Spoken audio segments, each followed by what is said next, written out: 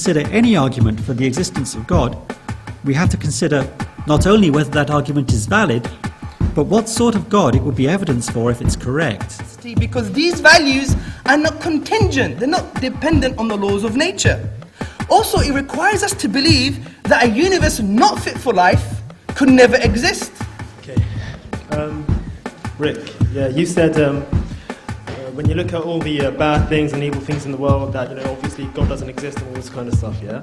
But let me tell you something about myself, yeah? When I was little, and my mum, she hit me when I did something bad, right? I didn't turn to her and say, you know what, you don't exist, mum. In fact, when my mum hit me, I knew she existed. Yeah? So...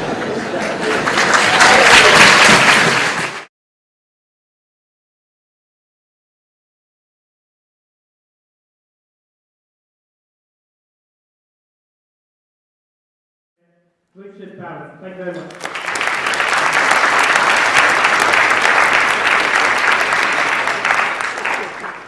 Tonight's question is whether God exists. Obviously, it's one of the biggest questions that we can ask. Some of us will come here undecided, and maybe our speakers will make up your mind if you're in that position. Many of us will come here already committed to a yes or to a no. If we are already committed, it's perhaps less likely the speakers will change our minds, but we can still get something very valuable from it, and that is an appreciation that the people on the other side are worth listening to, may have worthwhile things to say. One of my favourite letters is one that Oliver Cromwell wrote in 1650 to some very dogmatic Scottish churchmen. He did not ask them to change their minds. He just said, "Think it possible you may be mistaken." And if we come away with that sort of attitude, if we know where we stand but accept that we could still be wrong, then I think we'll have cause to be very grateful to our two speakers, Hamza Tzortzis and Rick Lewis. To introduce our speakers, Hamza is a convert to Islam, he's an international public speaker, author, lecturer and intellectual activist, and he's particularly interested in Islam, politics and philosophy. He's debated with prominent academics and intellectuals on various topics, and he's a senior researcher for IERA. Rick is the founder and editor of Philosophy Now, which makes him one of the main initiators of a popular philosophical movement in the English-speaking world. He launched the magazine in 1991. Is it really 18 years? It is 18 years? Well, the first ever popular philosophy magazine worldwide. And this initiative facilitated a wave of popular philosophy activity in Great Britain, the United States and elsewhere, which has gone from strength to strength. And he's been a regular guest on philosophy related programmes on BBC Radio 4 and elsewhere. So we have two excellent speakers, one on each side, and without further ado, I shall invite Hamza to speak first.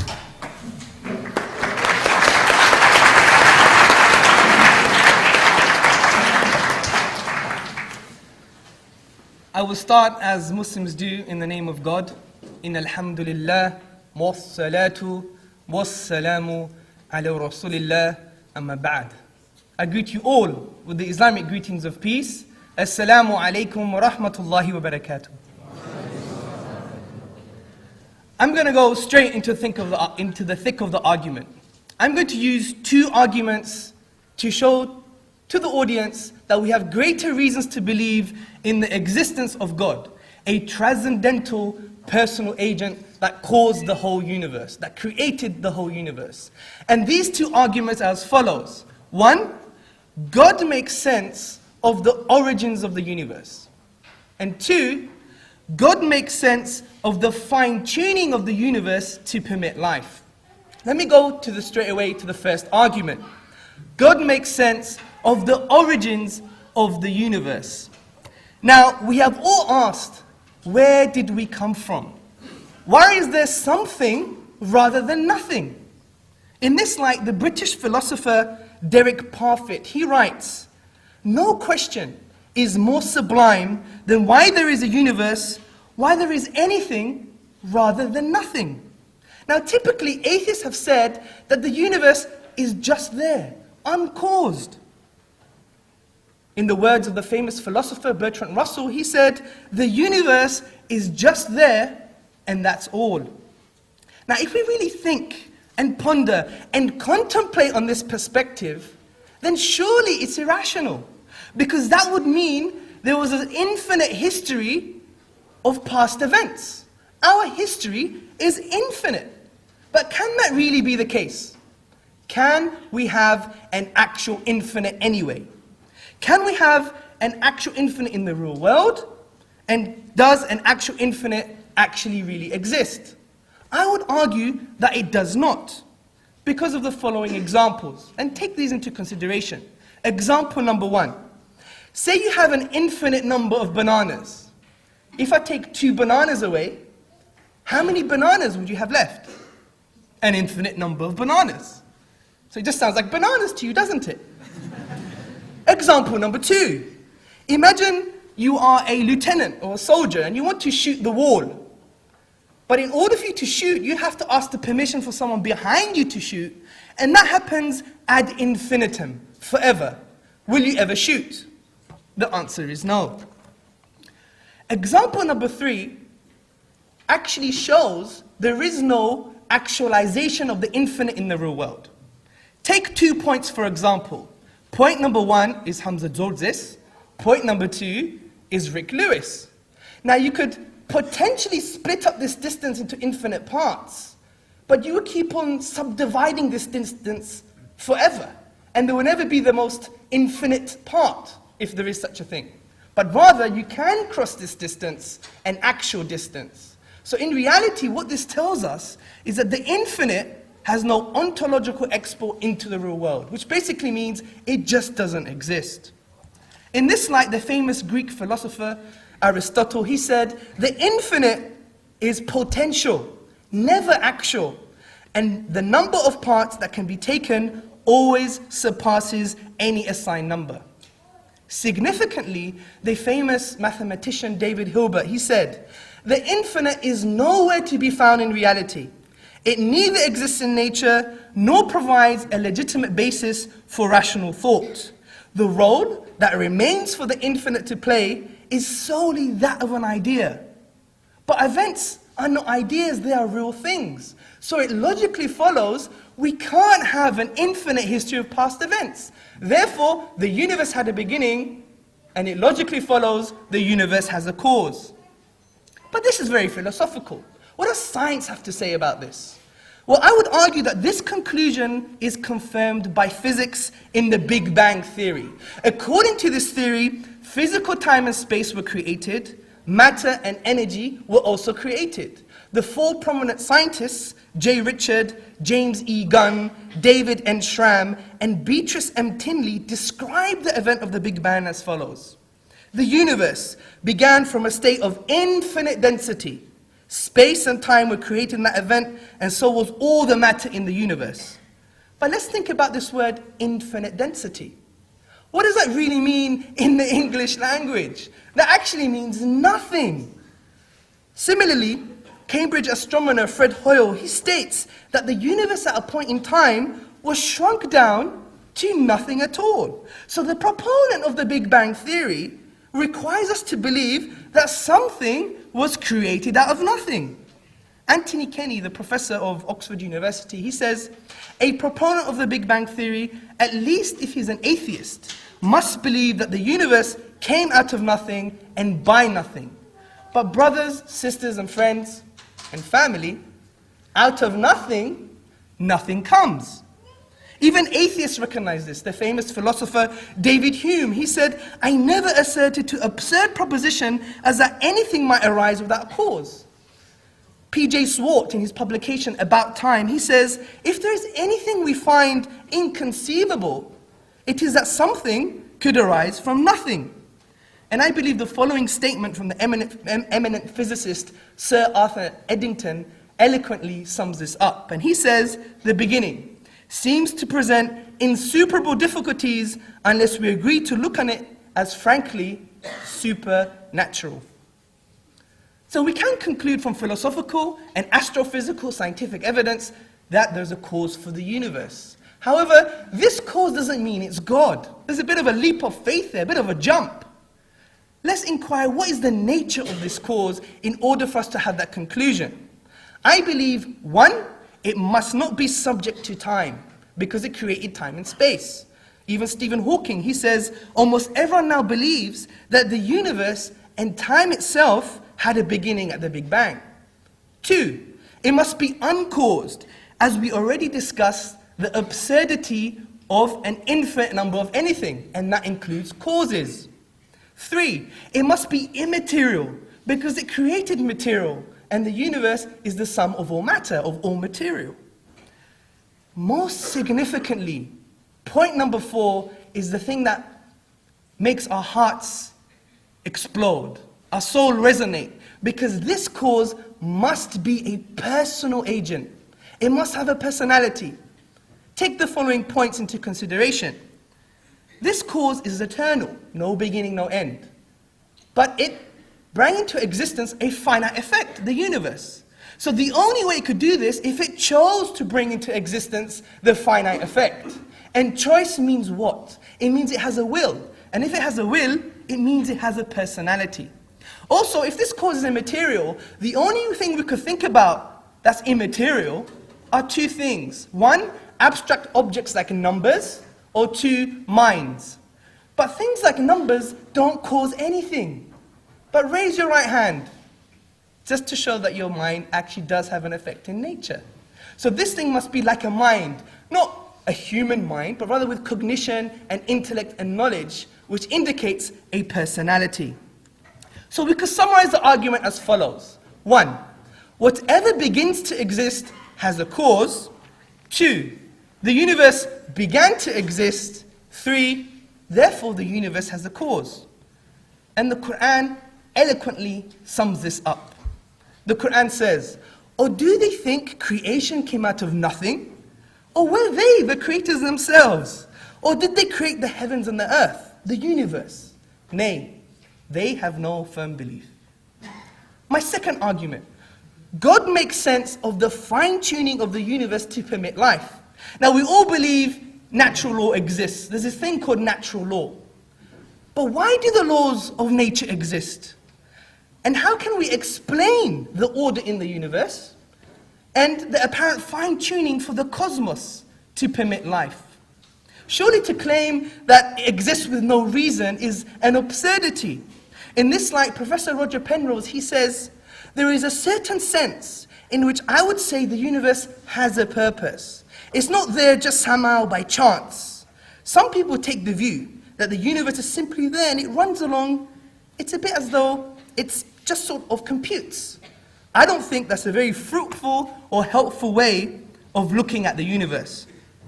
Now, I would argue it seems more likely that a universe should exist that wouldn't permit life than one that would. However, the existence of a universe that permits your existence depends on a conspiracy of initial conditions that must have been fine-tuned to a degree that is incomprehensible. Take the following examples. Take them into consideration. Example number 1, the expansion rate of the universe. If the expansion rate of the universe differed by more than 10 to the power of minus 18 seconds, which is 1/quintillionth of a second, there would have been no universe. Even Stephen Hawking, in his publication, A Brief History of Time, acknowledges the extraordinary equilibrium in the rate of expansion. And he says, if the rate of expansion 1 second after the Big Bang had been smaller by even 1 part in 100,000 million, the universe would have recollapsed before it ever reached its size. Example number 2, the Big Bang's low entropy condition. Now, Roger Penrose of Oxford University has calculated that the odds of the Big Bang's low entropy condition existing by chance are on the order of 10 to the power of 10. That's 10 with 123 zeros. And Penrose comments, I cannot even recall seeing anything else in physics whose accuracy is known to approach even remotely a figure like 1 in 10 to the power of 10. So we're baffled here. And there are only 3 possible explanations. 1, it's physical necessity. 2, it's chance. Or 3, it's design. Well, I would argue it cannot be physical necessity because these values are not contingent. They're not dependent on the laws of nature. Also, it requires us to believe that a universe not fit for life could never exist. But we have already seen that these constants and values, even if they were changed by a hair's breadth, it means that there will be no universe to permit life. Professor Paul Davies, he states, it seems then that the physical universe does not have to be the way it is. It could have been otherwise. Also, and most controversially, it cannot be chance. Because the chances of the universe to permit life are so high that it will be impossible and irrational to use this as a sufficient explanation for fine-tuning in the universe. But someone may argue, Hamza, but it can be still by chance. Then I would reply, well, why don't you use the same explanation if you woke up one morning and saw 747 in your garden, or a pink elephant in your front lawn? It's just irrational. Most importantly, I would argue that it's not just about chance. It's about what the theorists call specified probability. And specified probability is you need a high chance, including, plus, conforming to an independent pattern. For example, you have a chimpanzee in this room with a computer. You leave him or her overnight. And what you see is, oh Romeo, where art thou, O Romeo? Deny thy father, deny thy name. A Shakespearean sonnet. And that doesn't make any sense. Fine, you may expect, and you may say, it could have been chance if you saw words like my name, book, dog, tree, house, garden. But since it conforms to an independent pattern of English grammar, you cannot say this was just by chance. So we can easily conclude that we have sufficient reasons to believe that the universe was designed. So let's summarize this argument. 1, the fine-tuning of the universe to permit life is due to physical necessity, chance, or design. 2, it's not due to physical necessity or chance. 3, therefore it's due to design. And again, the Qur'an eloquently sums this up. The Qur'an says, in the creation of the universe, and the alternation of the night and day, and the ships which sail the seas to people's benefit, and the water which God sends down from the sky, by which he brings the earth to life when it was dead, and scatters about it creatures of every kind, and the varying direction of the winds, and the clouds subservient between the heaven and the earth. These are signs for those who use their intellect. These are the 2 arguments I've used that I think provide a positive, a cogent case for the existence of God, the existence of a creator. There are many other arguments we can entertain during the Q&A, and there are objections to my arguments which I think I have and I can provide adequate answers to them. But I like to point out that since I've provided a cogent case for the existence of God, and I don't want to preach or tell anyone how to debate, but I believe my premises must be addressed if we're going to talk about a positive case for atheism or agnosticism. The Prophet Muhammad, peace and blessings be upon him, said, the cure to ignorance is to ask and learn. And I think in this light, we should proceed. Alhamdulillahi Rabbil Alameen. Thank you for listening.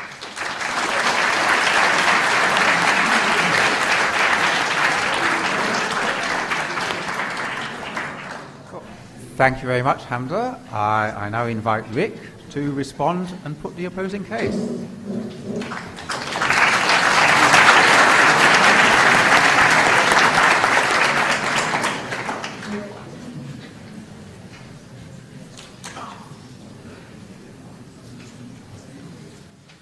Thank you.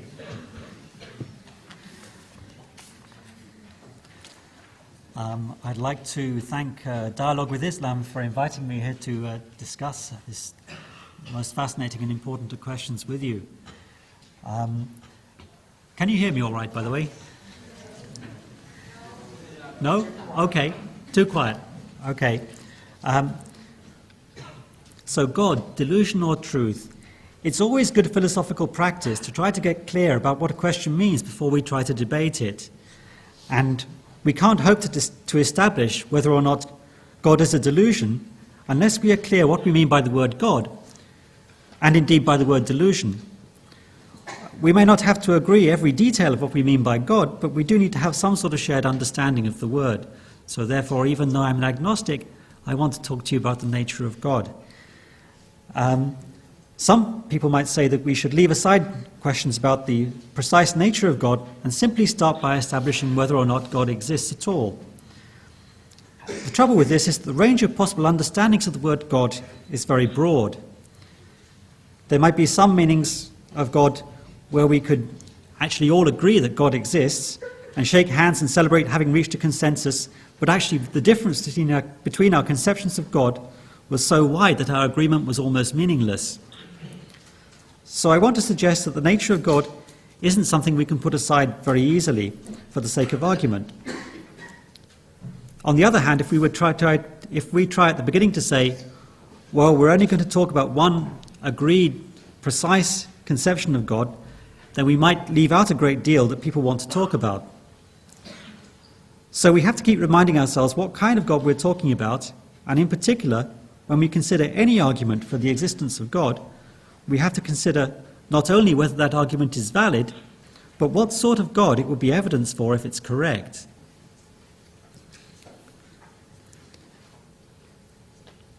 For instance, considering the problem of evil, it might be suggested that we can't wrestle with it until we've already decided that God exists. Is God all-powerful and infinitely just and merciful, as both Islam and Christianity claim? The amount of suffering in this world suggests not.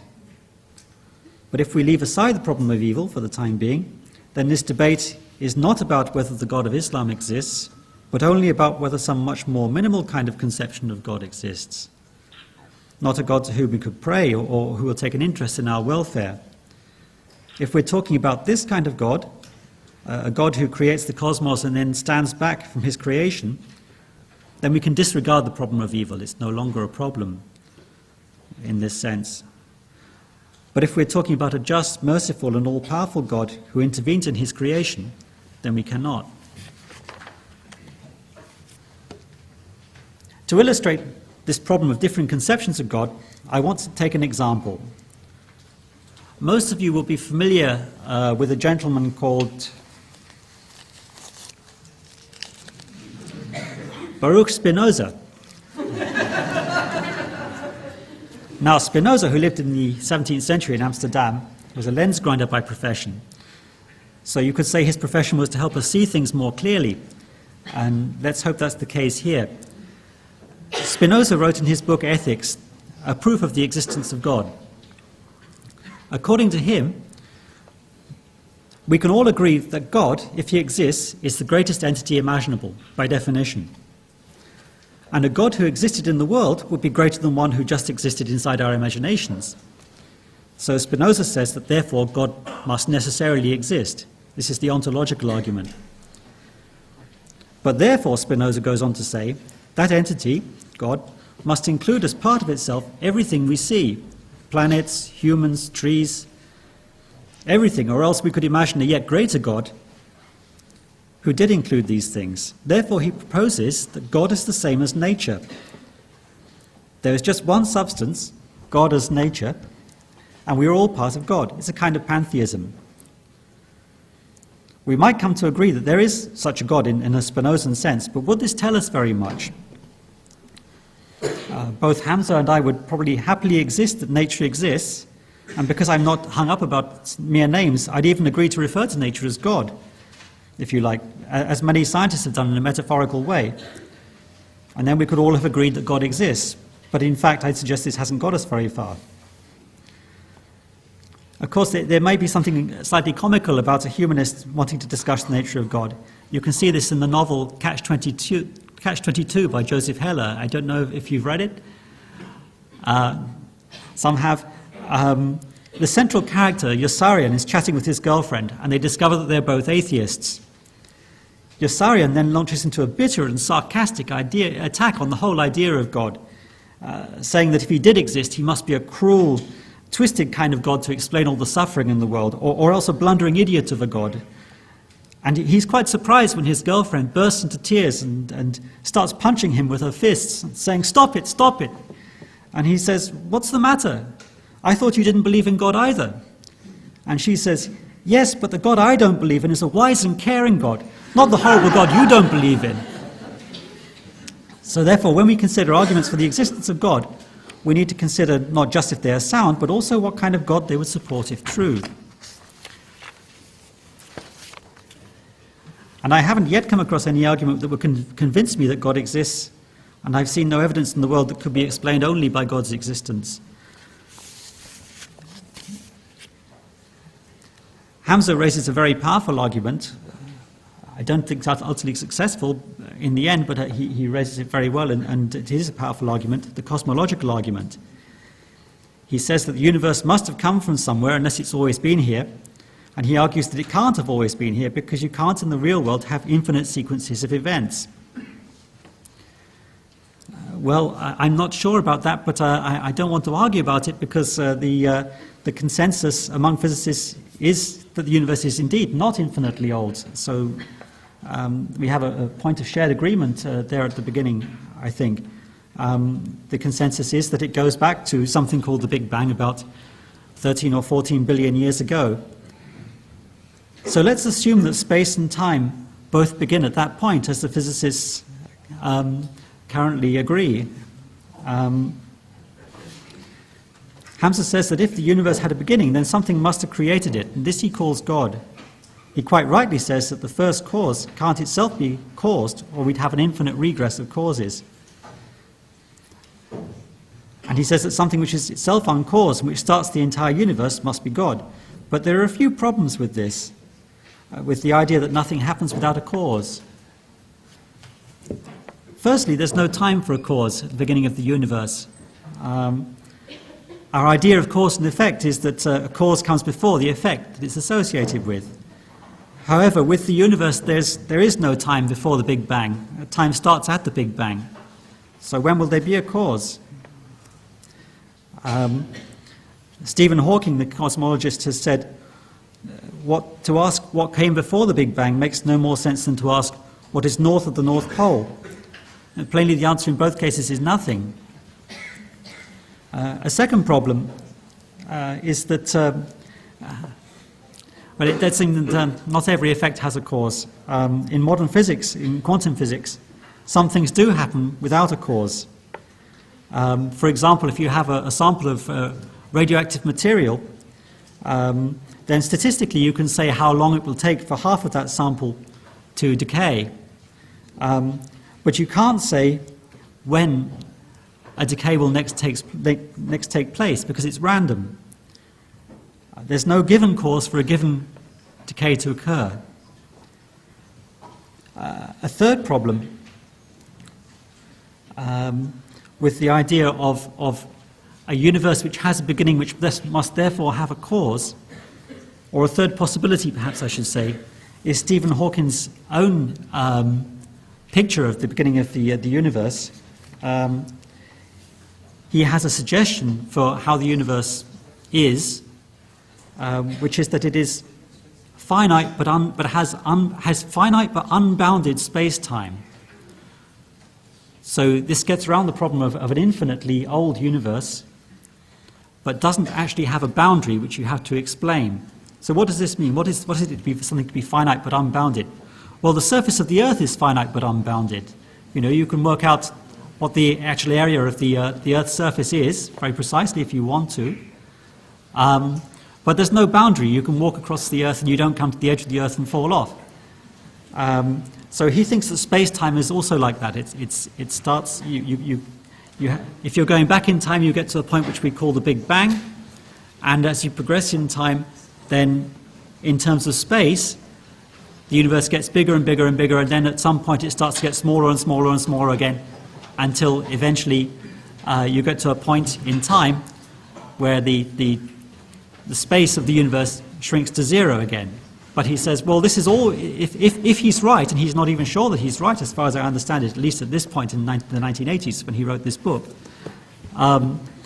then you don't need to worry about what caused this, because this has always been there, this curved space-time universe. It doesn't actually have a need for a cause, as he sees it. So therefore I agree with Hamza that no mundane mechanical cause triggered the universe, but it's possible that it was not a cause, but more like a set of conditions, or else that Stephen Hawking was right and it didn't need that. It's just always been there. But if it was a set of conditions, well, let's look at that briefly. Hamza thinks that there was a prime mover, an initial cause, which exhibited will, and so therefore it must have personality. Presumably to show will, it must have a choice, as you said. What choice might that have been? Well, you could say, why did the universe just start then rather than earlier or later? Maybe that was the choice. Well, when else could the universe start except at the beginning of time? Any time it happened would be the beginning of time, by definition. So that question is meaningless. But then you could say, well, why was the universe the way it was? And this brings us on to Hamza's second argument. Why was the universe made in such a way that it would support intelligent life? It does seem that many of the physical constants in the different physical laws of the universe, as we're beginning to discover them, are such that if they'd been different, then life couldn't have arisen. Maybe there couldn't have been stars at all. We're talking about constants like the charge on an electron. Apparently, if that was a bit different, then hydrogen would behave in a different way. Stars wouldn't ignite. And there are many other examples of this kind, leading some people to say, well, look, this is so unlikely that this could have arisen just by chance, that all the constants were just at the right level for us to be here. Surely this is an example of a creator making a deliberate design here. But there are a number of answers I wanted to make to this. Firstly, if the constants hadn't been as they were, then we wouldn't be here to ask questions about them. I mean, this is the weak anthropic principle. Unless the universe supported life, we wouldn't be here to consider the problem. If you step off the curb and a lorry just misses you by a whisker, and you say, "Thank goodness, I'm alive." That's so astonishing. Such a small difference, and I would have been dead. That's amazing. Maybe it's divine intervention. Well, a lot of people are killed on the roads. You're only asking about it because you were one of the lucky ones. Maybe we're the lucky ones in terms of the fact that the universe has turned out in such a way that we are here to talk about it. Secondly, there's another possibility. The cosmologist Paul Davies, who you mentioned, wrote, for instance, in the New York Times recently, that it could be that what we think of as universal physical laws might not be so universal, but might be more like local regulations. That if you look at the universe from, as he calls it, a God's eye perspective, looking across this vast cosmos, there might be areas within which the physical constants are one thing, and other areas where there's something else. And maybe just some of these areas are hospitable to life, and we happen to live in one of these areas. Thirdly, talking about these constants which just happen to be at the right value for us to be here, sometimes it turns out with further investigation that they just had to be this way. One of them, which Hamza mentioned, is the rate of expansion of the universe after the Big Bang. Stephen Hawking's A Brief History of Time also contains a brief history of our attempts to understand the Big Bang. And he does have this quotation about how the rate of expansion had to be pretty much exactly what it was, otherwise the universe would have collapsed back into itself at an early stage and we wouldn't be here. However, this was a problem for a version of the Big Bang argument which has now rather been superseded by several successive versions, actually, which he then describes. And he says that the next version that came along involved something called cosmic inflation, which meant that the Big Bang expanded more quickly than originally modeled at the very beginning. This theory of cosmic inflation was brought in to solve various problems that people didn't really understand about how the Big Bang worked. But one of the consequences of this was that the rate of expansion up to the present then turns out to be pretty much exactly on this borderline between what would then, if it had been different, the universe would have collapsed into itself again. So sometimes it seems that you have a really strange coincidence with these physical constants, but then on further investigation it turns out that that's not the case. That it has to be that way, otherwise, other things don't work. So if we're relying on Hamza's second argument here to show the existence of God, then we might end up with a kind of God of the gaps, as it's sometimes called. A God that we introduce to understand, to explain things that we don't quite understand about how the universe works, but then later on it turns out that we find out how they work after all, and then it turns out we don't need God to explain that particular bit of the picture anymore.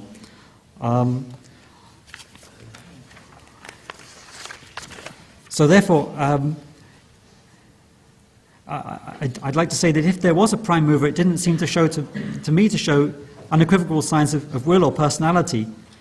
But a prime mover or a prime set of conditions for the birth of the universe without a will or a personality would be pretty close to the modern physicist's position, and indeed to Spinoza's position. Some event or set of circumstances which we're still investigating led to the birth of the universe. That process may in the end turn out to be intelligible to us or not, and we may call it God or we may call it an aspect of nature, but either way we're talking about the same thing, and that thing isn't a personal God.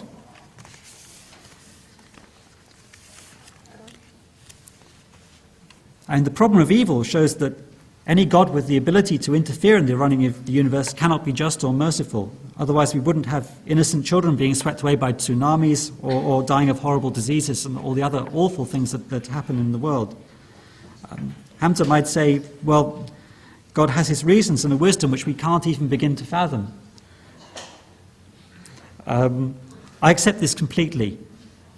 This is an immense, complex universe, and we're small, limited creatures doing our best to understand it all, and we've got a long way to go. But if we're going to agree to give in and say that our intellects are too limited to comprehend everything, then we have to be consistent about this. In other words, we also have to apply that humility to arguments which seem to us to be good arguments for the existence of God. They might be bad arguments after all. We can't tell.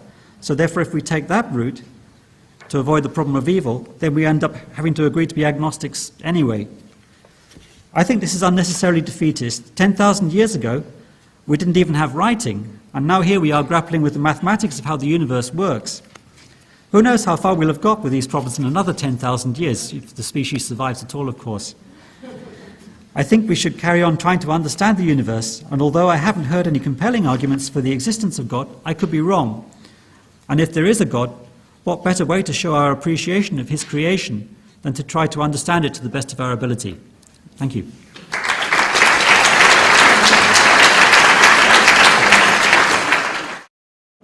Well, you've now heard from our two speakers, and it's now time for contributions from you, the audience. Do we have a roving microphone? Or is it not going to be it may not be very practical to get it to you, but please do wait for the microphone to come to you. Yes, gentleman there at the end of that row. So could you raise your hand again to take the mic? Hi, my name is Saeed, and I work in IT. I've got a question to both speakers from a colleague of mine who doesn't believe in God. The question to Hamza is, how much of a problem does the theory of evolution pose to your belief in the existence of God? And the question to Rick, which is related, is to what extent do you propose evolution forms the basis of an argument against the belief in God? Okay, we'll take a couple more. This gentleman just there. Hi, my name is Asif. I'm a master's student here at LSE. My question would be to Andreas. I'm wondering, you said there is no such thing as infinity, but aren't you contradicting the Islamic principle or this concept that after we die and once we go to heaven, we live there, or hell, we live there for infinity? So would you say you're contradicting one of the basic concepts of Islam here. Thanks. Okay, we have another 1, 2, 3. What is right at the back in the border there? Okay, we'll come to you in the next round. Keep going. Okay. I'm Shabnam Dharamsi. I'm a consultant, and my question is to both speakers. As I understand it, Heisenberg's theory of uncertainty means that the ways in which we dialogue with the universe as observers affects the universe. So it seems to me that our ways of knowledge are totally in question. And I wonder what both speakers have to say about that in relation to the nature of God. Okay, so we've got 3 there, and then if you could wait with the microphone at the back, there are 2 more who are coming on the next one. So we've got evolution, infinity, and Heisenberg's uncertainty principle. Heisenberg, would you... sorry?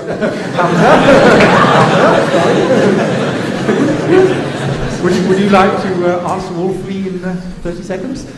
Sure. I'm sure Heisenberg is more handsome than I am. Okay, in regards to evolution, it's very simple. In contrast to my arguments, evolution just has been said. It doesn't have a foot in the door. It's billions of years way after. Because I was discussing about the initial conditions of the fine-tuning of the Big Bang, and I was talking about the metaphysical principle of whatever begins to exist as a cause. The universe began to exist, therefore the universe has a cause. Now, with regards to evolution, even the prophet of neo-atheism in his famous book, The God Delusion, which is Dawkins, he says, we don't have an equivalent explanation for physics.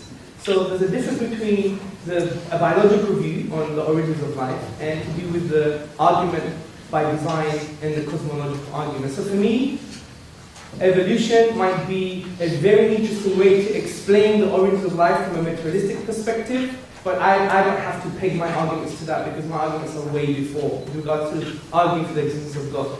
Now, with regards to contradicting the concept of infinity, I would specifically say that infinity doesn't exist in the real world, the universe as we know it. Concepts like paradise and hell are metaphysical claims and concepts that we only believe them from an epistemological perspective, how to get to know God and what God says via the Qur'an. And there's 2 differences between the real world and things such as things that we cannot even fathom. That's why the Qur'an is itself the ghaib, the unseen, things that we cannot even know. We don't have the keys to this. So, from our analysis from the finite universe, we understand that the infinite just doesn't have any ontological export into the real world. Some mathematicians said that it does exist, but that's based upon axioms and conventions that exist only in the mathematical realm of discourse. We can't export it to the real world, which, if you remember the examples I gave, will highlight this point. The third point, I think, is very interesting in terms of ways of knowledge, how we get to know things and how we get to acquire information. I think, for me, and I think this relates to Rick Lewis's very nuanced speech, is that we have to understand the difference between ontological arguments and epistemological arguments. Now, when I was talking about the existence of God, I was talking about a well-known, defined concept of God in terms of his ontological existence. He is a transcendental cause that has a personality, is a personal agent. Rick was going into the realm of epistemology, how we get to know God. And that's totally different type of argument, in my opinion. Rather, the debate should be about, is the Qur'an from God, or how do we know if a book is from God, or how do we get to know God, which is a different type of question. And usually, when I had this debate at the American University of Beirut, and there was a shifting between ontology and epistemology, and we're going back and forward. But I'm happy to address, if we do discuss later, about how we get to know God and what the nature of God is, including the problem of evil. But with regards specific to this argument, there's a difference between an ontological argument and an epistemological one, how you get to know God. And for me, that would be the need and the necessity to prove that the Qur'an cannot be explained naturalistically. And that's how I would leave it as that. Thank you. Okay, thanks very much. Right, over to you, Rick. So evolution and Heisenberg are compulsory questions for you, but infinity is optional. Okay, well, evolution, I think I probably largely agree with Hamza on this one. I think before Darwin came along, the existence of such complicated and subtle organisms as ourselves and the other animal and plant life on the planet actually was a pretty powerful argument for the existence of God. And I think that Darwin's theory, by providing a very compelling alternative explanation of that, removed that argument for the existence of God. However, that doesn't mean that the theory of evolution therefore means that there is no God of another sort. It isn't an argument against the kind of God who simply sets the universe running and then leaves it alone, for instance. Yes, evolution is an argument against certain conceptions of God, but perhaps not against the conceptions of God that we've been mainly discussing here. Heisenberg's uncertainty principle, it's utterly fascinating, of course, and very significant that there are some things we can't know, even in principle, about subatomic particles. The fact that we can't know both the position and the momentum of a particle at the same time, for instance. So there's a limit on our knowledge there. Certainly this is a question about what we can know, but it doesn't mean we can't know anything about anything in the physical world, of course, because once you get above the subatomic level, the statistics of the movements of particles and so on, as far as I understand it, are sufficiently reliable that we can say things with confidence about the position of chairs, lecture rooms, planets, each other, and so on. So in some sense it does provide a problem about knowledge, but not such a problem that it undermines all our attempts to gain knowledge. Okay. Thank you. We'll take some more comments. There's a gentleman right in the back corner there. Thank you. My name is Rahim. I'm a social worker. Could I ask both of our speakers for their views on the idea that without an objective force of some sort, there is ultimately no right and wrong. Unless you have something that is external to our subjective experience, right and wrong is purely defined by our time and our culture and our place. Thank you. Thank you. And then the lady in white just in front, I think, had a comment.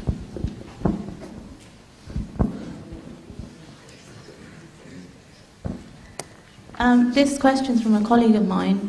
He's wondering that if God created the universe, then who created God? Yes, and do we have another one? There's a gentleman right at the back there. Hi, Rick. This is a question for you, Rick, here. I totally endorse the... my name is Fahad. I studied physics and philosophy, and that was my background. My question for you is that I totally endorse the fact that physicists have a very strong point when they say that if physics can explain the phenomena of earthquake, then why do we need a second explanation? Right? I mean, that's a good question. That's assuming... that is a very good question. But that's assuming that physics does explain everything, both in all the realms that we need to know about. But my question is that why is it that you are creating a fundamental problem with basic concepts, which could explain phenomena, and we do need them to support the general theories. For instance, take in physics, we can't falsify the concept of force. We can't falsify the concept of energy. We say that energy created, say, quarks. But then we find out that, well, quarks came from subquarks, and then we say energy created subquarks. And those arguments are so basic and so fundamental to the understanding of physics. If you rip that apart, it's more fundamental in time-space, that if you rip them apart, you're practically left with nothing. But we need them, but we use them to bring about a consistent understanding of the physical universe. Now, if that argument you assume can be extended to the ontological world, if I, on the other hand, come and I accept that energy exists to an extent. I don't have to, but I do. But if I take this very argument to the level of God, in the sense that how we Muslims describe it to be, and can bring about a very consistent understanding of many questions that you ask that might not satisfy your feelings, but will give us the ability to distinguish between the right and wrong questions, which is the very thing that knowledge is meant to do, then what is the problem with that? Thank you very much. Okay, thank you very much. I'll invite Rick to go first on these three. Okay. Three difficult questions. Firstly, the question of whether we need something external to us to show us right and wrong. I think broadly that was the question. There's two halves to my answer. Firstly, I'm not sure that the existence of a God would necessarily enable us to know right and wrong, although that is, of course, a popular view. But it's a view which has been criticized right back as far as Plato in his Euthyphro dialogue, where he asked, is an act good because God commands it, or does God command an act because it is good? If an act is good solely because God commands it, then we're committed to saying, well, whatever God commands is good, even if He commands something completely awful. On the other hand, if God commands things because they're good, then we don't need God as a source of our morality, because there's some other source of morality which God Himself is conforming to.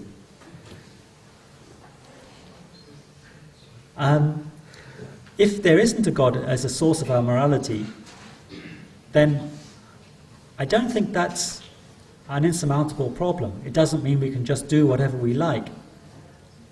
Of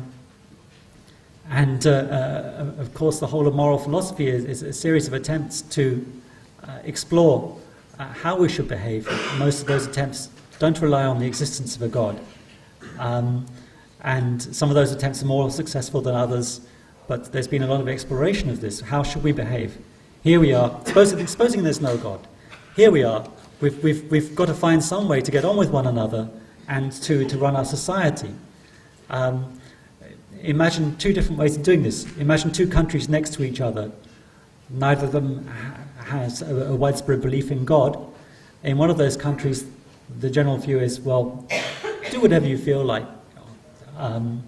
Do whatever suits you at the spur of the moment.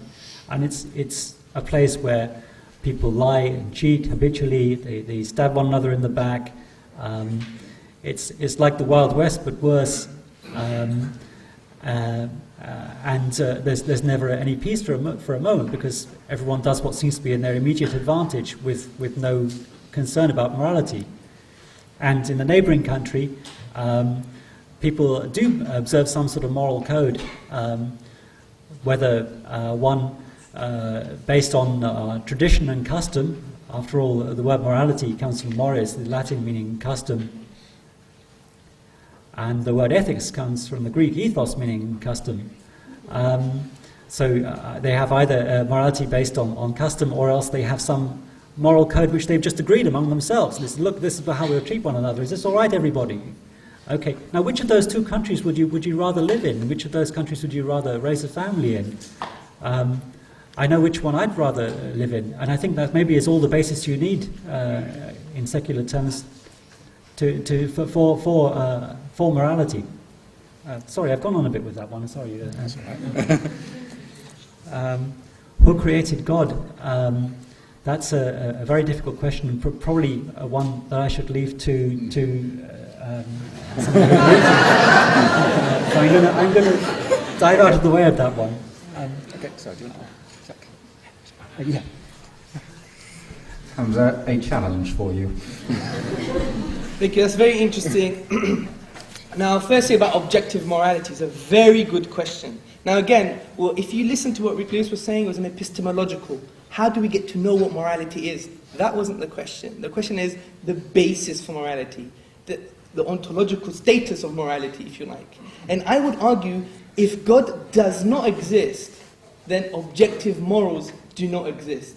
But since objective morality does exist, therefore God exists. I'll give you an example. Say we take God out of the question, because God by concept is the only conceptual anchor that transcends human subjectivity. What else is there? if you take God out of the question, we cannot really say rape is 100% objectively morally wrong from a conceptual basis.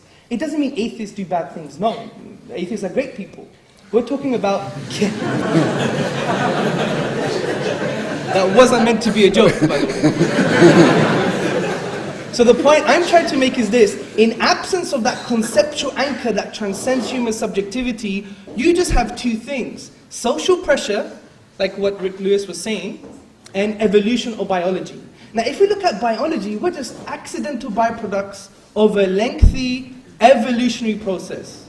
Our morals have evolved just like our ears or our teeth. And in evolution, we're just animals, and animals don't have a moral paradigm.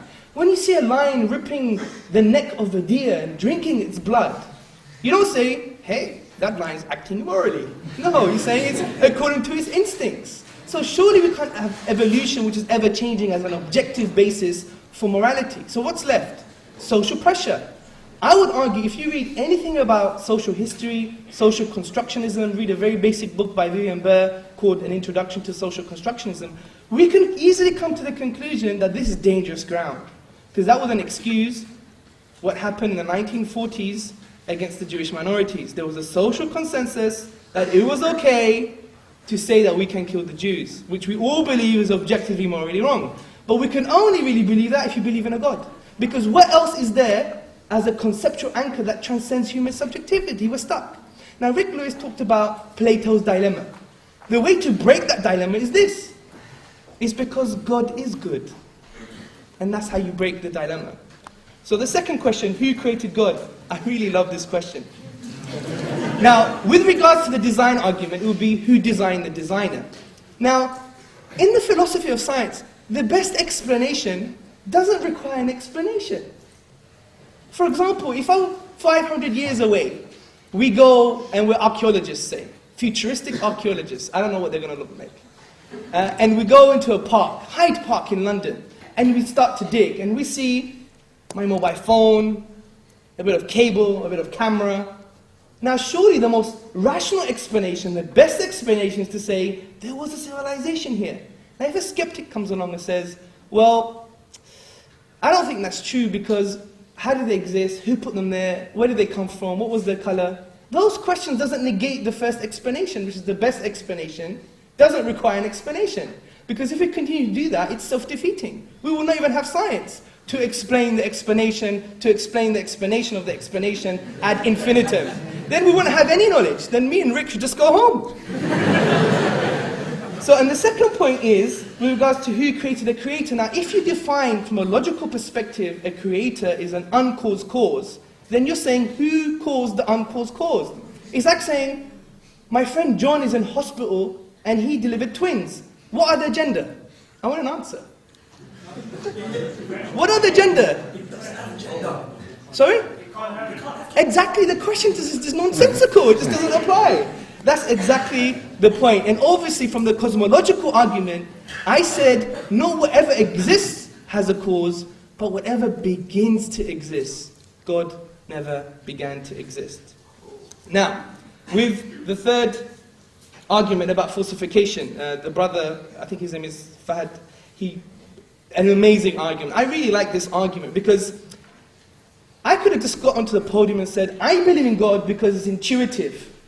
It's inside me, I can feel it. And that's a rational argument. Do you know why? Because there's a consensus almost in humanity. Anthropologically, sociologically, there's many anthropologists now saying if you put kids on a desert island, they're going to believe in a God. So it's intuitive. Similarly, why should I prove my intuitive claims? Science never proves or justifies that the external world exists. It's an assumption. They never question that assumption. Do you know why? They don't have an answer. They have to start somewhere. So if they claim God is irrational because it's intuitive, well, science is irrational because it's also based on something intuitive, which the external world exists. So it's a very basic philosophical premise that we believe that God exists from intuition. Although I didn't use that as an argument, but you can do. And if anyone says to you, well, you shouldn't believe that because it's irrational, well, that goes with any type of philosophy. Every philosophy has an assumption. The assumption of science is that the external world exists and they just take it for granted. Just like we take God for granted. Simple as that. Thank you. Okay, thank you very much. Right. We've got time for another round of 3 questions with the microphone. If you could, the first one, the lady in red there, so if you go up to row 6 and then across 5 places. My question is going to be a bit controversial because I'm going to ask about something that it hasn't been addressed so far. We talk about God, and in my understanding is when we talk about God, sometimes we might relinquish our responsibility. I was brought up in a Roman Catholic religion, but then I also explored Buddhism and the Eastern religion, and I think maybe the God is between us, but I wouldn't want to give the name God. It's about if we start listening to ourselves, we get in touch with nature around us, we get in touch with people around us. You know, there is the lion that kills another animal. There is that part between us. And a lot of religion a lot of the wars happen because of this fight about God. So I think the people who don't believe in God, what we attach to God, that should have a space and a voice in this setup. Okay, thank you very much. Then next one, so is the gentleman in the second row, right at the end of the row.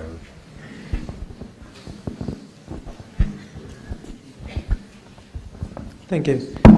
Well, my question to Brother Hamza is, I totally understand the difference between the nature of God and the argument which was supposed to be here, that whether the God exists or not.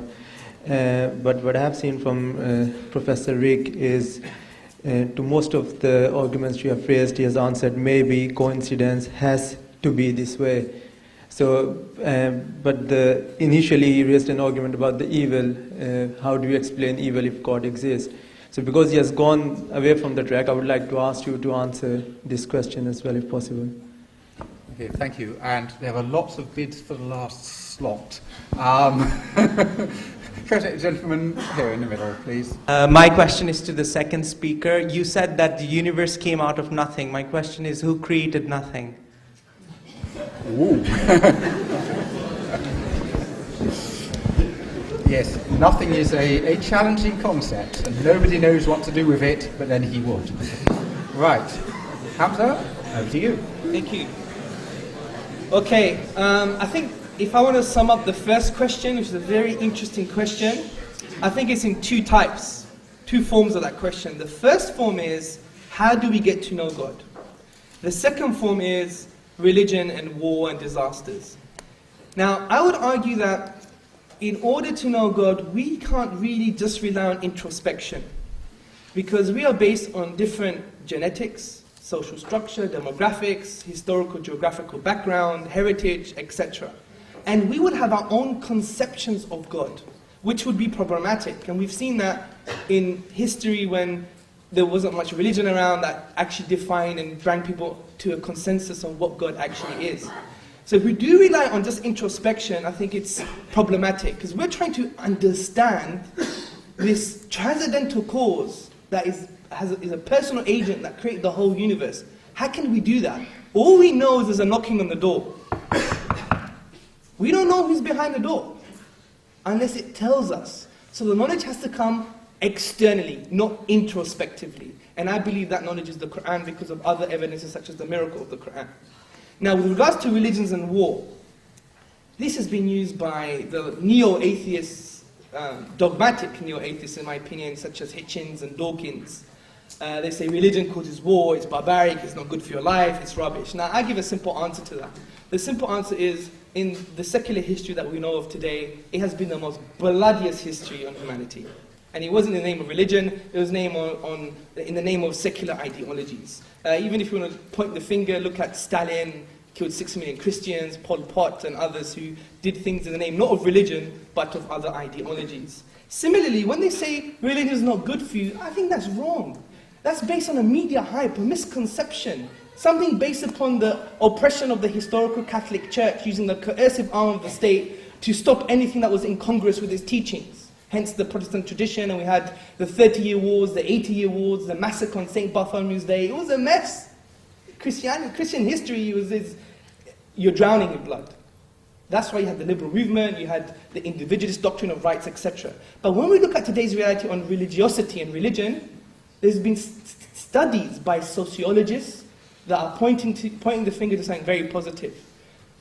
Positive correlation between those who believe in a religion to have less sickness, to be healthier, to live happier lives. And some statistics here, for example, just to mention a few. In 2002, Brian Johnson and his colleagues at the University of Pennsylvania Center of Research on Religion and Urban Civil Society reviewed approximately 500 studies that had been published in peer-reviewed journals. And they concluded that a large majority of studies showed positive correlation between religious commitment and higher levels of perceived well-being, self-esteem, lower levels of hypertension, depression, and criminal delinquency. I had to call my gran and tell her to be religious. It will lower her hypertension. Do you see the point? Similarly, in the Handbook of Religion, there's many books called The Sociology of Religion, and they don't inquire about the intellectual nature of religion, if it has a basis or not. It says, how does it affect our lives? And statistically, you're more likely to be happy and healthier as someone who believes in religion than someone who does not. Now, I leave the third question to yourself, Rick Lewis. Thank you. There you go, Rick. Okay, thank you. Yes, the question about the knowledge of God. Hamza said a little earlier that there's almost a consensus on God. If you put people on a desert island, then they'll develop a religion. And he also said later that, well, okay, what we have is a knocking on the door, and how we interpret that in terms of religion, how we find out about God is a huge question. But I would say that there's no knocking on the door, and although there is a consensus, it's not a consensus necessarily on the existence of some kind of God, although it obviously is a very widely held opinion. But it's what is really universal is actually a need for answers to fundamental questions, and the most popular answers to those questions historically have been religious answers, but they're not the only possible answers.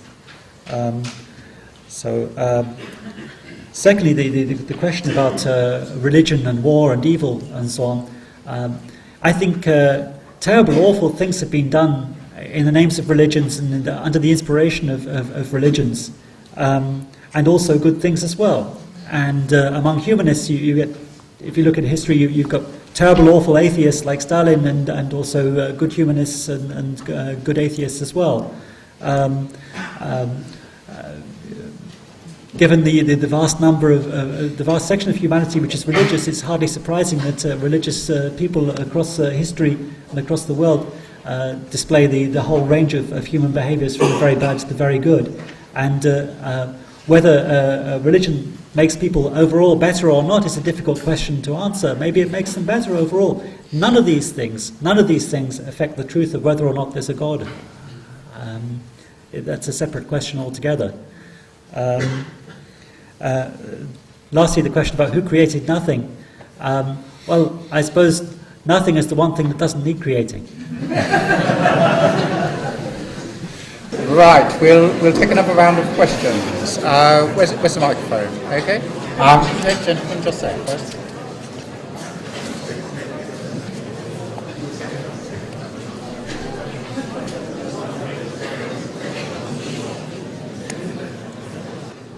This question is to Rick. I thought about it actually when you spoke about. I was thinking about what you said earlier in terms of is God exist and the proof of it, and actually start thinking about the whole issue about Mac versus Windows, who has more virus. And the reason I thought about that is that it's one of those answers that you don't know until you sort of try kind of thing. You also talk about a lot of things about nothing, university actually sort of happened and that's all to it.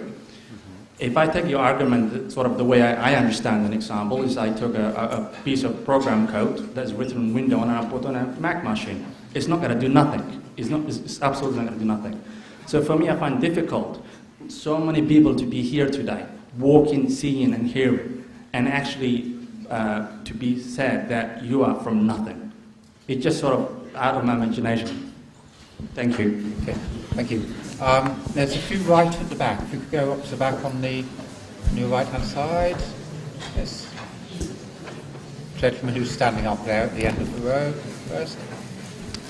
Hi there, my name's Rob Gifford. I'm coming at this from a Christian point of view. I'm a Christian, and I came, if you're looking at it from a Christian point of view, obviously I would say this, it seems simpler. It's based on revelation.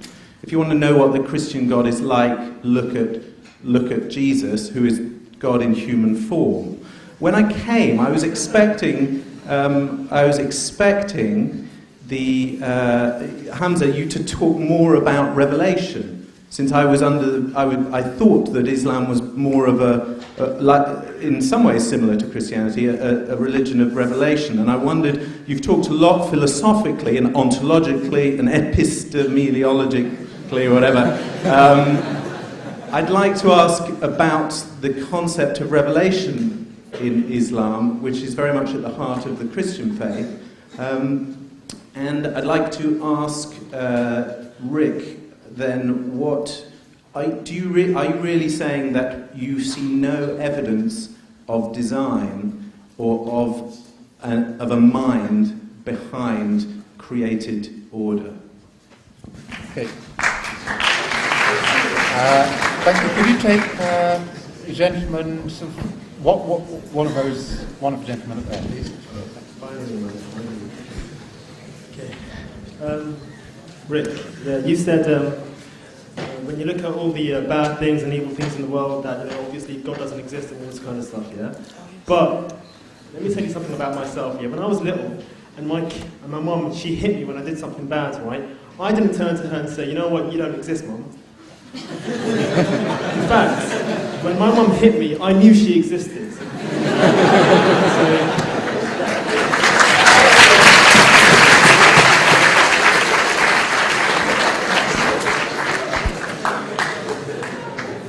Okay, thank you. Actually, could we just take one more? Just one question. My name is Claude. I'm a child of the universe. Just a basic question towards the panel. If God is the beginning and God is the end, and God knew that when He created man, He gave him the ability to choose right and wrong, why did He create Adolf Hitler? Okay, thank you. We'll take those, and then we'll probably have one more round.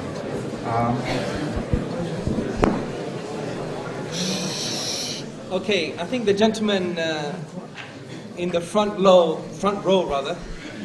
and he's quite low, obviously, compared to the rest, is that I agree with him. There are greater reasons to believe that God does exist, and some of the reasons I elucidated today, which is the cosmological argument and the argument by design, which I believe some of the responses that Rick gave, I don't think they were counted philosophically as defeaters. There may be some questions, but I don't think they're defeaters. For example, one of the questions was about causality that is pegged on time. I say no, because my first premise of whatever begins to exist as a cause wasn't a physical claim, it was a metaphysical claim. So there is responses to these questions, but the reason I didn't want to delve too much into them, because we could be talking about just one issue rather than many. So I do still believe that there was no adequate response to the premises that I gave today in today's debate. The second question about revelation, this is a fantastic question. Now, I would argue that the difference between Islam and Christianity from my perspective is that Islam doesn't require you to believe in a book just based on blind faith. For example, I have many discussions with intellectual Christians, and they say, well, the Bible is from God because it says so. I say, but how do you know? Then he says, the Bible is from God because it says so. And then we go into this kind of circular argument. And the way they break the argument, they say, well, you have to break the circle by just allowing Jesus to enter into your heart. And I say, well, what if you don't believe in Jesus in the first place?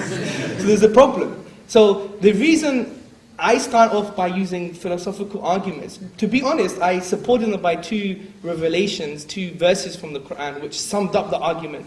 itself anyway. But the reason I don't bring revelation to play, because that's epistemology, but I do also believe that the Qur'an can be a proof for God. Because the Qur'an, in my opinion, is a miracle. Now, when I say a miracle, I don't say it goes outside of what we perceive to be natural law. Because natural law is what? It's not like something that is gospel truth. Sorry for the pun, I didn't mean it that way. Yeah? But what I'm trying to say is that natural law is just patterns that we perceive in the universe. Now, if something changes the pattern, it goes against the pattern, it doesn't make it a miracle. That's incoherent view on miracles. I believe in the Islamic philosophical perspective of miracle, which is basically an act of impossibility. Or, in more detailed words, an event that lies outside the productive capacity of nature.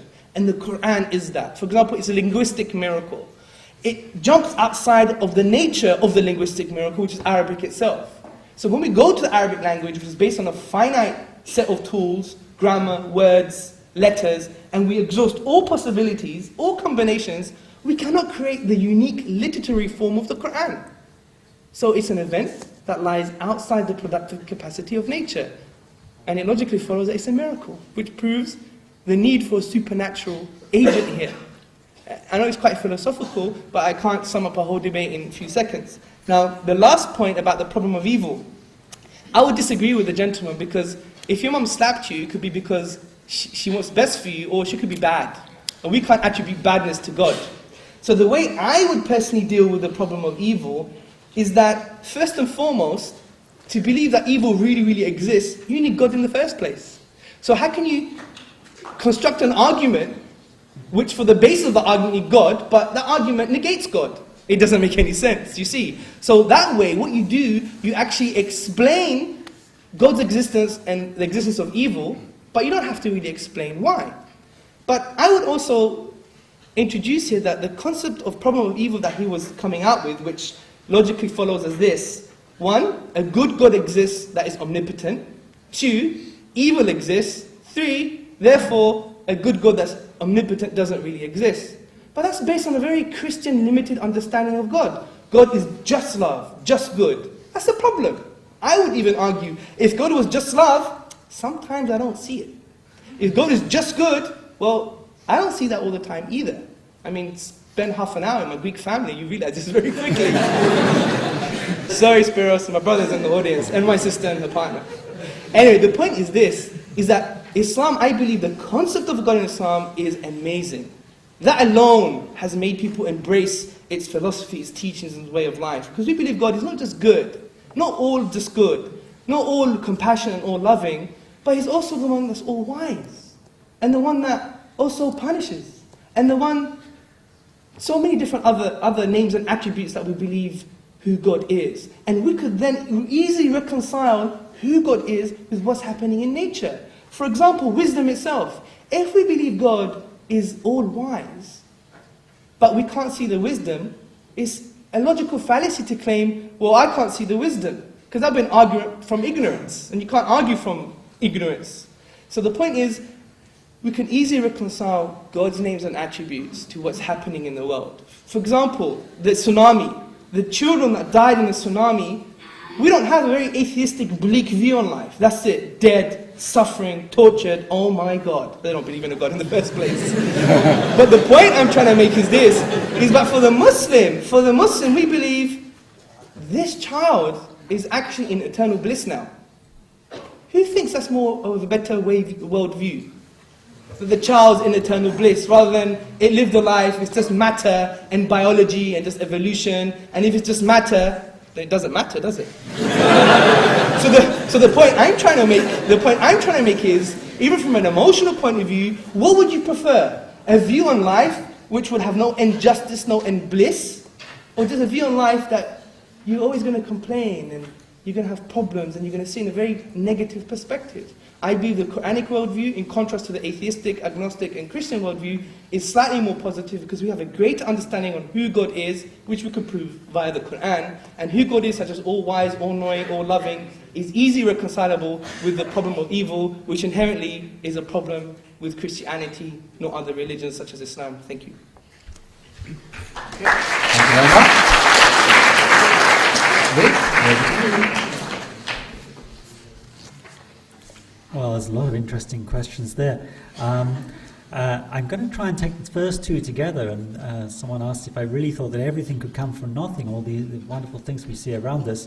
And the gentleman who asked about Revelation said, did I really see no evidence of design behind created order? And the answer is, I think no, I don't see unequivocal evidence of design in the world. And at this point, I am going to call on the theory of evolution after all. I don't think it's a theory which shows that there is no God, as I've explained earlier, but it is a theory which I think convincingly explains something remarkable, which is how from a world with no life, we've come to a world which is full of life. And not only that, but full of very complex life, full of life that asks questions about itself and about its place in the cosmos and about how the cosmos works, about whether there's a God and the nature of God and so on. That's a remarkable thing. And the theory of evolution does show how this can come about. So if a purely physical theory can show something so remarkable, something which seems on the face of it so difficult to explain, then I think, well, maybe the other things that science hasn't explained yet can also be explained by physical theories too. So for that reason, I don't see any reason looking around this remarkable, amazing, endlessly fascinating cosmos to think from that, well, there must be a designer.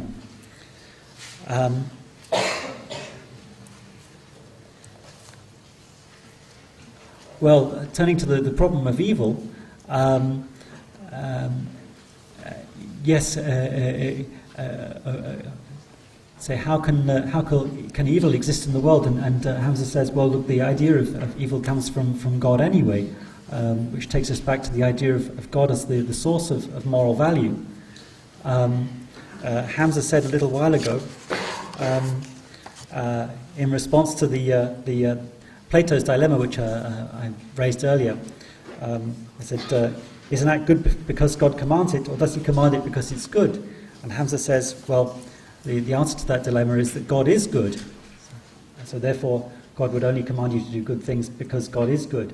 But I'd like to ask Hamza, when you say that God is good, by what standard of good are you judging him? Surely then you are judging him by an external standard. So therefore, you're saying that it's not just that God defines good, but that God is good by some external standard. And if God is good by some external standard, then we can relate our own morality to that external standard, and we don't need to get our morality from God. And therefore, because it's an external standard, we can also say that some things are evil. Evil is a tricky word because when we talk about things being evil, we're talking about not like volcanoes going off and tsunamis, we're talking about the actions of human beings. And the question was raised, well, why would a good God create Hitler? I think that I'd call it the problem of suffering is a real problem for Christianity and for Islam. How could a merciful God allow so much suffering from natural causes? Unless the victims are compensated in an afterlife, which as an agnostic I don't believe in anyway, so that's not a compelling argument for me. Maybe if you have a previously existing belief in the afterlife, then maybe it's a sufficient answer to you for the problem of suffering, or I'd have doubts myself. But the problem of evil, the problem of people doing nasty things to each other, in fact the problem of people doing awful, appalling things to one another, they say, why doesn't God stop that? That doesn't seem like an argument necessarily against the existence of God for me, because you could have a God who decided to create us with free will and decided that this was overall the best thing to do, and having given us free will had bound himself, or was bound by logic, from interfering with that free will, and therefore had to stand by and watch as we did awful things to one another. So I don't find that a great argument against the existence of God. But I do think that the problem of suffering from natural causes like tsunamis is a compelling argument. Okay, thank you very much. We'll just take a couple more questions and Hamza's and Rick's responses to them, and then I shall invite the two speakers to sum up. And I've already seen enough hands go up. There was a lady up against the wall. Yes, just there. Okay, hi, my name is Zainab. As an agnostic, I'm assuming you don't actually believe in the hereafter. Therefore, you don't have, like, not in a rude way at all, but you don't have any set morals. All your morals are set by society. For an example of this would be homosexuality, where 50, 60 years ago it was really frowned upon, and now everyone's fighting for their equal rights. So the morals of society is constantly changing. How do you set yourself limits? And if you do, why? If you're never going to get rewarded or punished for anything, other than yourself, you have no purpose in this life. Okay, thank you. And then there's, if you come down to about the fifth row, there's a lady. The lady there. Yes, thank you. My name is Nozami, and I'm a music student. And I guess to me the argument is that over time people's kind of like, philosophies and minds change as well. And books like these ancient religious books, you can't read it and take it exactly as they are. That's my argument. And my question is, if the universe needs an explanation, then why does God, if the universe needs an explanation, then why can God not have an explanation and just be God? Why must you have to explain the universe but not have to explain God? I just don't understand it, so I'd like to have the answer. Okay, thank you very much. We'll just take these two before the speakers do something else. Rick, how do you set your limits? And probably more one for Hamza. What's this conflict between what needs an explanation and what doesn't? So.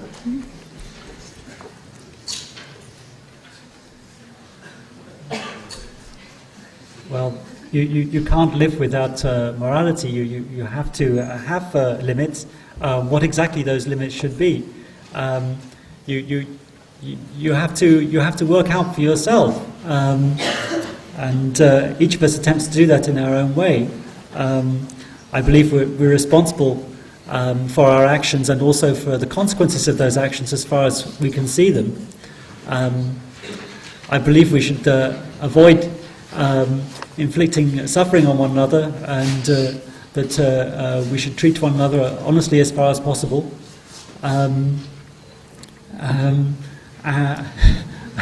It's such a big subject, I hardly know where to start. It's something that's absorbed me for years. I'm so sorry I can't sum it up more succinctly than that. Okay, thanks very much. And then one for you, Hamza, this question of why does the universe need an explanation and God not?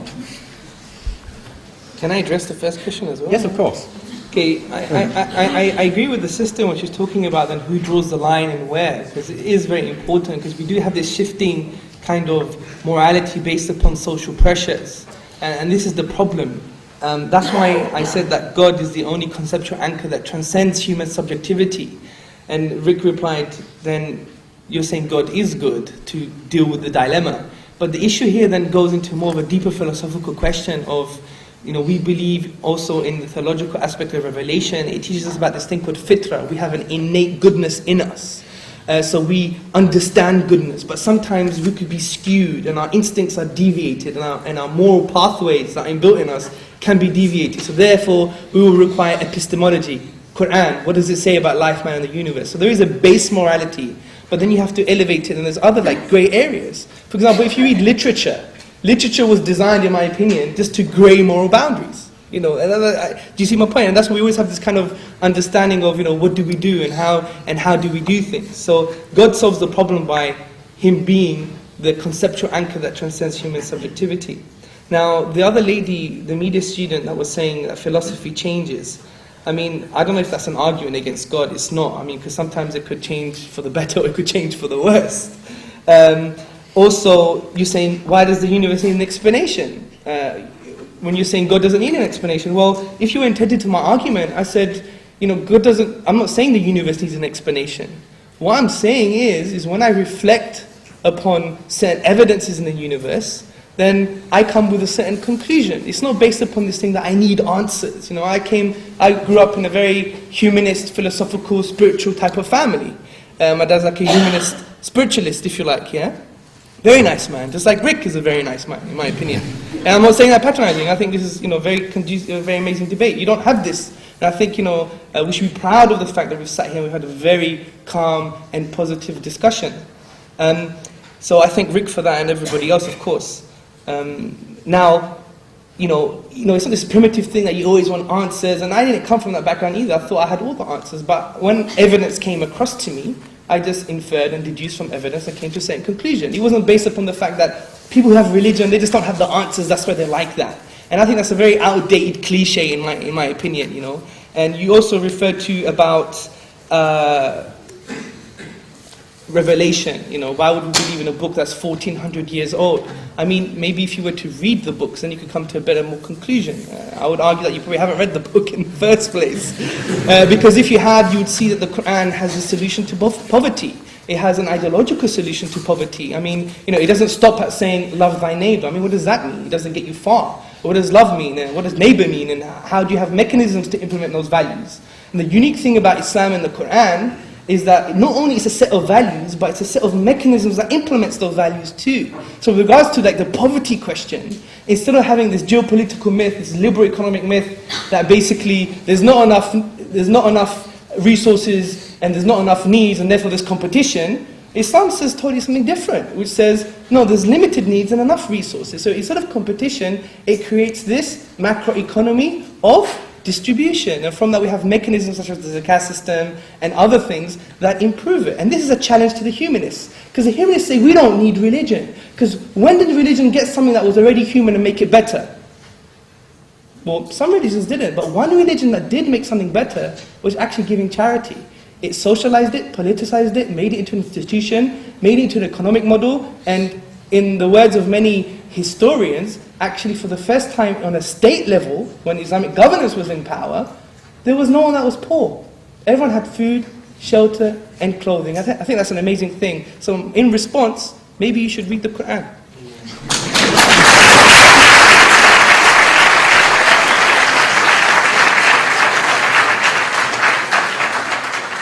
Okay, thank you very much for that. I'm now going to invite each speaker to spend just 2 minutes, which I shall time strictly, summing up and perhaps in particular saying what they've learned from this evening. Hamza. Okay, I think it's been a very interesting discussion. In summary, my arguments were whatever begins to exist has a cause. The universe began to exist, therefore the universe has a cause. And my other argument was the fine-tuning of the universe can be explained by chance, physical necessity or design. It can't be chance or physical necessity, therefore it's design. I think some of the responses were useful questions, but they weren't counted as philosophical defeaters of my argument.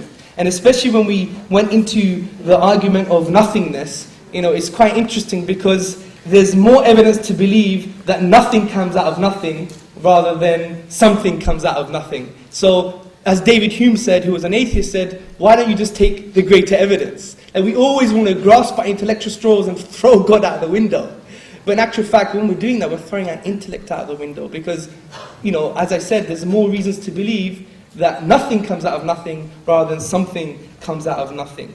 I think what's useful with the problem of evil argument, I don't think there was an adequate response in my opinion, because, we have concept of a first order good and a second order good and a first order evil and a second order evil, and sometimes evil acts make us have a second order good. For example, when there's cowardice in society, the only way to appreciate courage is by having an element of the first order evil of cowardice. So you have a higher good, which is having courage.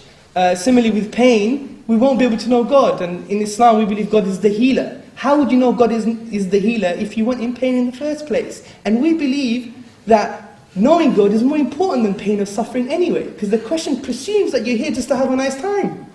We don't believe that in Islam. We're here to know and love God, which in my opinion, I would have a lot of pain for that, because it's something that's transcendental, something very deep and spiritual, and that's why the problem of evil is a very materialistic argument. Now, what I've learned from today's discussion, I have to admit that this is the first of many debates I've had with an agnostic or atheist that has been, I've learned so much. And not only from his amazing behavior. Not to say that all atheists behave badly, of course. well, then we go into the objective morality again, what is good. No, but that's not the point. The point is this has been conducive to positive discussion. We should continue that way. And I think he would agree with me that we need to transcend the dogmatic atheism of Hitchens and Dawkins and come to a very nuanced discussion, because now is the time for change. And I'm not trying to sound like Obama, but maybe I have been smart. So the issue is now is really the time for change, because we need to transcend outdated cliches and the rhetoric and come together on the table and have a nuanced discussion, even if we disagree with each other. So that's why I commend Dialogue with Islam and all the other organizers that facilitate today's event, because what I learned is I need to probably read a little bit more as well. Thank you very much.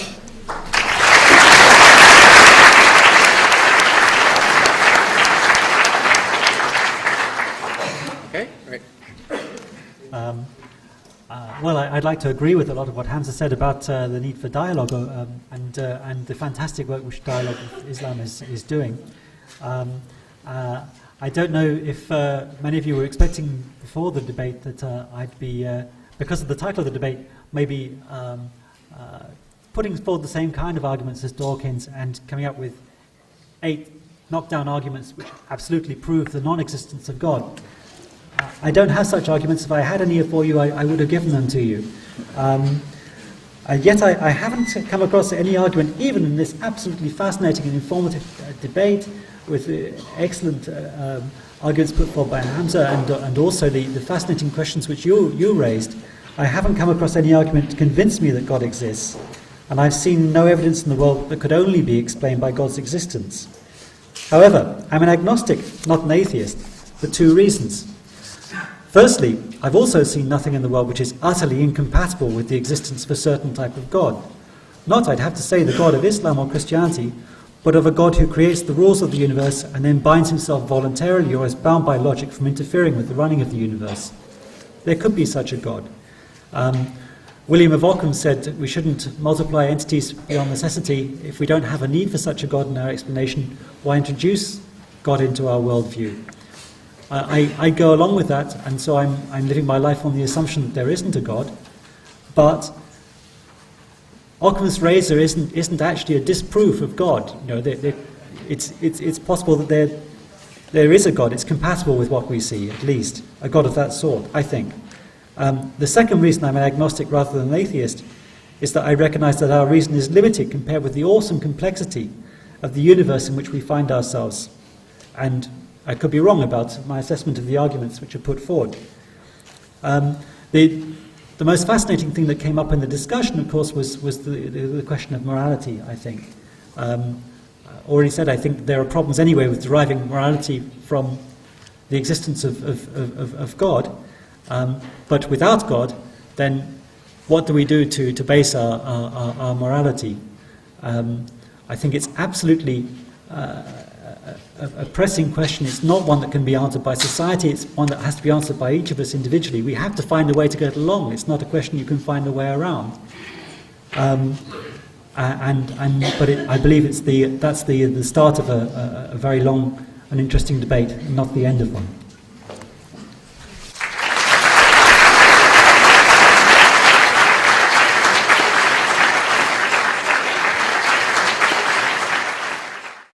I think it went pretty well. I was especially pleased that the audience participated. They stuck to the points, they gave well-focused questions, and we got pretty decent answers from the speakers as well. I mean, to me that's the important thing about it, that we do have a good dialogue and involve everybody. And do you think that events like this should continue in the future with mixed faith groups and trying to debate about topics such as these? Definitely. I think it's incredibly important that you do keep the dialogue going and that we don't fall into our own little cells in which we don't know what other people are doing. And especially important is that we realise that although we know where we stand, we recognise there's another point of view and that we, or the other people, might be mistaken. And are you going to be involved in any upcoming events such as these? I'd be very happy to, yes, either as a chair or as a speaker. Okay, that's it.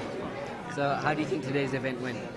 I think it was a very interesting and successful event today, at least from my point of view, because I learned a lot. I had a few of my assumptions challenged. I I didn't hear anything that completely changed my mind about the existence of God, but I certainly have found a lot of things to make me think. So do you think we should have more events like this in the future? I hope you have a lot more events like this in the future, because I think that they're great learning experiences. It's great to interact with all these other people who are interested in the same sorts of questions, passionately interested in some cases. And I really think it's mentally stimulating and challenging. I think the event went really, really well. It shows that Islam has a position, has an argument, has a cogent argument for the existence of God and many other questions that came out in today's debate with intellectuals and academics. Gone are the days that we could use outdated cliches that religion is barbaric, backwards and wrong. We should transcend the likes of Richard Dawkins and Christopher Hitchens and really get into the grips of arguments and start to learn them and promulgate them in the public square like we've done today. Similarly, what was very interesting was my last point, I think, which was there's greater reasons to believe that something comes out of something rather something comes out of nothing. So why do we really grasp at intellectual straws and believe that something came out of nothing? So I think generally the debate was very successful, and I thank Rick Lewis and everyone that organised the debate today. If I could ask a question to one of the speakers, it probably would be to Rick Lewis. What got me is that he said that, clearly mentioned that he wasn't an atheist, but he was an agnostic. So my question would basically be, if he is an agnostic and that he doesn't overrule God being in existence, then wouldn't it be safer on his part for the hereafter to believe in God anyway? And then taking that route of what would be the most convincing evidences and proofs to which course of life God would like him to live. Because then it would have been a much better way to live, as Hamza already proved, that having a religion in someone's life is better in regards to living. And like my thoughts would be that it will be on his benefit rather than anyone else's in regards to the hereafter. I think this is one up from a starting block. I think the arguments that are brought forward by writers such as Dawkins and his ilk recently have got a lot of publicity, but actually when you look at their arguments they carry very little weight. Actually the arguments proposed today by the agnostics here, or by the philosophers, were stronger than their arguments, and I think that we should move forward, as I said, confidently. People like Hamza are doing an excellent job in bringing the Islamic perspective, and I think that it's going to actually, from the other side, from the view of the humanists or the atheists, they're going to have to step up their game now.